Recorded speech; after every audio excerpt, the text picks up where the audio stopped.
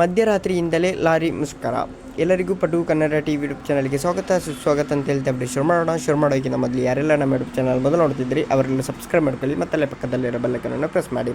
Diesel ದರ ಏರಿಕೆ, toll ಶುಲ್ಕ ಹೆಚ್ಚಳ, RTO ಅಧಿಕಾರಿಗಳ ಕಿರುಕುಳ ಸೇರಿದಂತೆ ಹಲವು ವಿಚಾರಗಳನ್ನು ಮುಂದಿಟ್ಟುಕೊಂಡು ಇಂದು ಮಧ್ಯರಾತ್ರಿಯಿಂದಲೇ ಅನಿರ್ದಿಷ್ಟವಾದ ಮುಷ್ಕರ ರಾಜ್ಯ ಲಾರಿ ಮಾಲೀಕ ಸಂಘ ಕರೆ ನೀಡಿದೆ.